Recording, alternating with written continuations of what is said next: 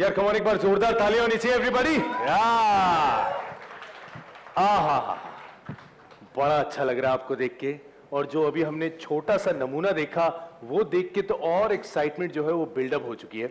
लेकिन अगर बात करें विशाल सर आपसे, आपने और तबू मैम ने पहले भी बहुत ही लेजेंडरी काम किया है सो जब आप ये कैरेक्टर लिख रहे थे, so did you only have Tabu ma'am in mind?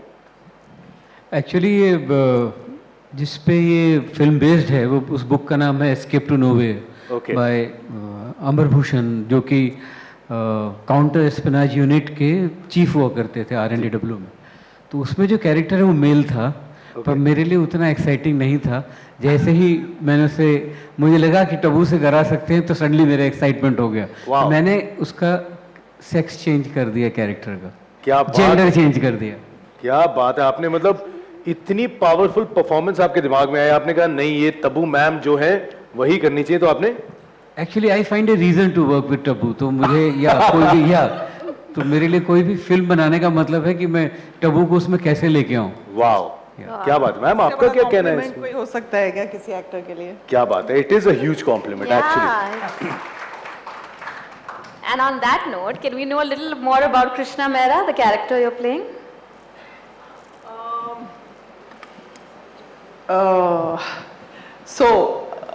I mean, professionally, she works in counter-espionage unit, but I think the person she is far more layered and interesting and all that. And I think there's a strange and weird parallel between what she's doing and what her life is and who she's being. So I think आपको film देखने के बाद समझ में आएगा कि how all these things intertwine. Yeah. Wow. And Vishal sir, what made you tell this story in particular? या I think हमारे यहाँ मुझे लगता है कि हम जो फिल्में हमने बनाई हैं उसमें जब भी एस्पिनाज जॉनर आता है तो वो उसमें स्पाई थ्रिलर और एस्पिनाज जॉनर ये दोनों मिल जाते हैं, और असैसिन उसमें स्पाई के ऊपर असैसिन आ जाता है, जो कि बॉन्ड या उस तरह की फिल्में, या बॉर्न आइडेंटिटी उस तरह का, या अभी ग्रे मैन जैसे जिस तरह से आई। तो मुझे लगा वो स्लो बर्निंग जो एक इंटेलिजेंस ऑफिसर की जो ज़िंदगी होती है, क्योंकि उसे बिल्कुल भी बाहर नहीं आना होता है, एकदम साए में रहना होता है, शेड में रहना होता है, वो मेरे लिए हमेशा बहुत इंटरेस्टिंग था। और हमारी RNDW जो हमारी एजेंसी है वो ओवर सीक्रेटिव है पब्लिकली आने के लिए। आप बाहर का अगर देखें, हम लोग FBI या CIA उन सबकी स्टोरीज या उनके जो वर्किंग पैटर्न है उसके ऊपर बहुत सारी फिल्में बनी हैं, हमारे यहाँ बहुत सीक्रेटिव है। और ये जब नॉवल मैंने पढ़ा तो मुझे बहुत यूनिक लगा। It makes you sit in RNDW office when you read this. The detailing is so beautiful dramatically because उसमें ये it's based on a real case which happened in 2004 where RNW had a mole in their office. So ये उस detailing जो थी वो मुझे बहुत ज़्यादा फैसिनेटिंग थी वो मेरे लिए, और उसको एक फिल्म में लेके आना, उसको ड्रामा उसके अंदर क्रिएट करना, उसमें कितना फिक्शन है कितना रियल है ये आपको देखने के बाद अंदाज़ा नहीं लगे, तो वो मेरी कोशिश थी और वही मेरी इंस्पिरेशन थी। क्या बात है। लेकिन मैं तबू मैम आपसे सीखना चाहता हूँ, कैसे कहा जाता है, फ्रॉम दी एपिग्लॉटिस कहते हैं ना, वो मुझे बड़ा अच्छा लगता है। आपकी प्रोनाउंसिएशन इतनी कमाल की है जब आप डायलॉग डिलीवरी कर रही होती है, तो कैसे ख बोला जाता है, कैसे बोला जाता है प्लीज? खुफिया। खुफिया, खत्म। क्या बात है, खत्म। खाली। आपने खुफिया बोला, मैं तो खत्म हो ही गया। इतने प्यार से आपने मेरी किस्मत। पहली बार किसी ने मुझे खुफिया बोला और मुझे बुरा नहीं लगा। लेकिन और ये है ना करेक्ट करने के लिए डबिंग में थोड़ा सा भी ऊपर नीचे, तब वो नुक्ते का ख्याल रख लेना बस। वाह, सर को भी बहुत ज्यादा होता है ना परफेक्शन का जो। गुलजार साहब और इनके साथ काम करना मतलब नुक्ते संभालो भाई। अच्छा, मैं आपसे पूछना चाह रहा हूँ, जब आपके पास एक फिल्म की स्क्रिप्ट आती है ना, तो क्या होता है, क्या ऐसी चीज आप स्क्रिप्ट में देखती हैं या पढ़ती हैं और पढ़ते आपको लगता है this is the role for me, मैं ये करना चाहती हूँ? विशाल जी की हर स्क्रिप्ट पढ़ के यही लगता है कि ये मेरे लिए लिखी गई है। और आई थिंक हमेशा ऐसा ही होगा। ये जो स्क्रिप्ट लिखेंगे मुझे ही सोच के लिखेंगे, मेरे लिए ही लिखेंगे। कोई और एक्टर्स करे वो अलग बात है, लेकिन लिखी तो मेरे लिए जाएगी। क्या बात है, ये भी अच्छी बात है। बड़े ही प्यार से जो अभी आपकी धमकी दी है विशाल सर को, लेकिन ये ऐसा ही रहे। आई थिंक ये जो एक आप दोनों का रिश्ता है, जो इसके कारण जो हमें एज एन ऑडियंस जो कमाल की फिल्में देखने को मिलती है, अदाकारी देखने को मिलती है, डायरेक्शन देखने को मिलती है, आई थिंक वो शब्दों में बयान नहीं की जा सकती। लेकिन आज देखिए, अब मौका मिला है विशाल सर, हम ये मौका छोड़ना नहीं चाहेंगे। मलिक और मैं अभी बैठ के पीछे बात ही कर रहे थे कि यही मौका है आज नेटफ्लिक्स के इस माध्यम के जरिए हम चाहते हैं कि आप जब भी चाहें, हमें जब भी फिल्म देनी हो, प्लीज फील फ्री। आप कभी भी हिचकिचाइएगा नहीं। मैं नुक्ता और नुक्ता चीनी दोनों का ख्याल रखूंगा सर। जी हाँ, प्लीज। तो ये मौका हम कभी छोड़ना नहीं चाहेंगे। बिल्कुल बिल्कुल, तुम भाई के अलावा भी रोल करोगे ना? जी हाँ, बिल्कुल। अरे क्या बात है sir, the best day of my life, I love it। मलिका का तो मैं फैन हूँ, मैं फॉलो करता हूँ उसे। मलिका उस एंकर का नाम है। कितना अच्छी हो तुम मलिका, कितना बढ़िया तुम टांग खींचती हो इंस्टाग्राम पे लोगों की। क्या बात है यार, ये तो मतलब कमाल की। लेकिन अगर मैं सर आपसे बात करूं, आप खास तौर पे क्या चीजें देखते हैं जब आपको ट्रैक करते हैं कि इसे पर्दे पे लाना चाहिए? कुछ ऐसी चीजें एकदम से याद आती हैं आपको जो आपको अट्रैक्ट करती हैं बहुत ज्यादा? कहानी की बात कर रहे हैं? जी हाँ, कहानी सर, कहानी। आई थिंक वो कहानी पढ़ते हुए एक्चुअली पता लग जाता है, बिकॉज ये प्रोसेस जो हमारा फिल्म मेकिंग का, ये इतना मुश्किल प्रोसेस है कि आपका कमिटमेंट जो 1.5-2 साल के लिए आपकी ज़िंदगी में कुछ और नहीं होता है, तो वो उस कमिटमेंट में जाने से पहले बड़ा डर लगता है। तो मैं अपने बारे में कह सकता हूँ कि I wait for that thing to arrive from within me, कि वो पता चलता है कि हाँ ये कहानी के लिए मैं 2 साल दुख झेलने के लिए तैयार हूँ, because it's a pain to make a film and to go through that artist journey is very very painful. और बहुत उसमें आपका खून पसीना दिल सब कुछ उसमें लग जाता है।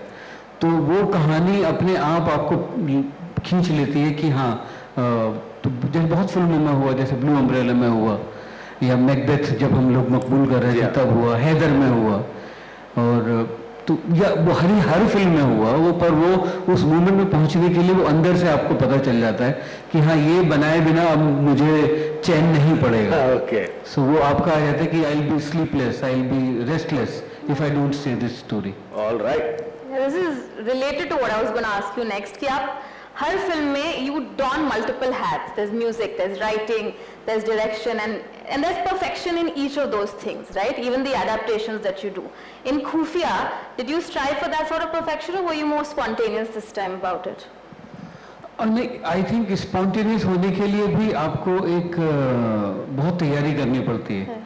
और स्पॉन्टेनिटी का मतलब ही तब है जब आपने इतना काम कर लिया हो कि यू कैन बी स्पॉन्टेनियस। अगर वो काम नहीं किया, जैसे बहुत एक्टर्स जैसे होते हैं, जैसे टब्बू हैं या नसीर भाई हैं, ये लोग जब काम करके आते हैं वहाँ पे सेट के ऊपर, जब सीन करने लगते हैं, तो जो तैयारी है वो फिर रह जाती है।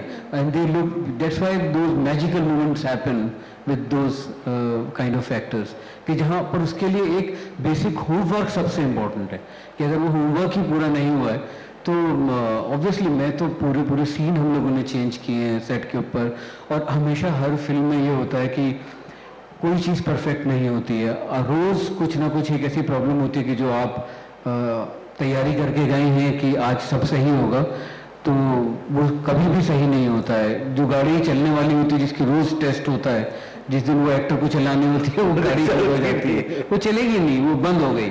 सो इस तरह की चीज़ें होती हैं। अब कोई आने वाला था, वो आया नहीं, तो इस फिल्म में भी वो हुआ है। शॉट्स के बीच में मतलब कैरेक्टर्स चेंज करने पड़े हैं, बहुत सारी इस तरह की चीज़ें हुई हैं। तो आई थिंक वो स्पॉन्टेनिटी आ ही तब सकती है जब आपका अपना पूरी तैयारी आप उस प्लेटफॉर्म पे हैं जहाँ पे you can afford to be spontaneous. Because इस स्पॉन्टेनिटी कभी कभी ऐसा भी हो सकता है कि आप स्पॉन्टेनियस होने की कोशिश कर रहे हैं and you will make a wrong decision, because and you go back and realise कि ये तो मैंने सोचा ही नहीं इसके बारे में। क्या बात है। देखिए सर, आज यहाँ पे हमारे बहुत से मीडिया के दोस्त बैठे हैं, और जैसे ही पता चला आप लोग हैं यहाँ पे, तो उन्होंने ढेर सारे सवाल जो है भेजने शुरू किए हैं। और पहला क्वेश्चन मैं पूछना चाहूंगा विशाल सर और तबू मैम आप दोनों के लिए है। ये आया है नवीन कुमार फ्रॉम E24 न्यूज। ये कह रहे हैं you and Tabu ma'am always create magic on screen, what is the secret to this? Love. Love, क्या बात है, उससे बड़ा कुछ नहीं। I think I am in love with Tabu for past many lives. Sir मुझे भी, पर मैं फिल्म तो बना नहीं रहा इनके, पर वैसे ही है मुझे इनसे बड़ा प्यार। पर ये है, ये प्यार। मैम आप क्या कहना चाहेंगी? इससे सही आंसर आई डोंट थिंक हो सकता है। It's only love. Wow. क्या बात है। The next question is for Tabu ma'am from Suchin Mehrotra from Hindustan Times, and the question is, what is the process of choosing your films and what kind of scripts draw you apart from the ones that Vishal sir makes? Scripts that have relevance for me to be doing it. Interesting character होना चाहिए, मतलब वो कहानी में उसका क्या मतलब है, वो कैसे फिट होती है, वो क्या कर रही है, यू नो, ये सब चीज़ें, प्रोजेक्ट क्या है, डायरेक्टर कौन है, और मुझे कैरेक्टर समझ में आ रहा है या नहीं, मुझे अच्छा लग रहा है या नहीं। तो हाँ, आई थिंक हर फिल्म के साथ फैक्टर्स ऊपर नीचे होते हैं। Sometimes you just want to work with that particular director, sometimes you want to work with that particular co-actor, and sometimes the role is so different, और ऐसा होता है कि मैंने कभी नहीं किया है ये, तो वो तो पहला फैक्टर होता है कि that will always you know draw my attention कि I have never done this before, I must do it because for the experience that it will just help me grow in my craft and my work. तो या all right. वैसे अगला सवाल विशाल sir आपके लिए है। ये मोनिका यादव हैं बॉलीवुड हंगामा से, एंड ये कह रहे हैं you do everything from direction, story writing, music direction, script writing, when are you planning to act in one of your films? ये इंटरेस्टिंग है sir. I am very bad actor. You know, जैसे camera खुलता है ना जी, तो मेरी हंसी भी एकदम फ्रीज हो जाती है। I start looking like a stupid person. So I am very good, I am very witty, I am very you know edgy behind the camera, but as in front of the camera you know I am very very bad. अच्छा, आप बिल्कुल मतलब घबरा जाते हैं कैमरे के आगे आते ही? मैंने कभी नहीं देखा इनको कैमरे के सामने। ये बात मुझे अपने बारे में मालूम है, इसलिए अपने बारे में ये पता होना बहुत जरूरी है कि आप कितने बड़े बेवकूफ हैं। हाँ, तो फिर आप बेवकूफ नहीं रह जाते। ये बात बिल्कुल मनीष आपने तुम सही में और कही। मुझ में रह गया। सर ने ये बात वैसे मुझे देख के 2 बार एम्फसिस करी। कोई नहीं, अगला सवाल। The next question is for Tabu ma'am from Rohit Khilnani from Bollywood Hangama. और एक क्वेश्चन है कि one tip for actors who are yet to work with Vishal जी। ये प्लीज हमें प्लीज बताइए, हम जरा जानना चाहते हैं, हमारे बहुत जरूरी है। उर्दू ठीक करके आना, नुक्ते लगाना, बस। और भाषा साफ। नुक्ते पे जरा काम करते हुए हम लोग डेफिनेटली सर आपके पास आना चाहेंगे, पर फिलहाल आई थिंक बहुत बहुत अच्छा लगा। एक बार जोरदार तालियां हो जाए for Vishal sir. Thank you for coming here. Thank you for being such a wonderful audience. Thank you for watching the promo. हम लोग वेट कर रहे हैं मैम, अब बहुत ज्यादा एक्साइटमेंट और बढ़ चुकी है, and thank you very much once again. एक बार जोरदार तालियां हो जाए एवरीबॉडी। लेकिन इससे पहले आप लोग जाए, एक photo of everybody is wanting to take the picture. With mic, without mic. हाँ? With mic, without mic. Without mic. ये माइक आप इन्हें दे दीजिए।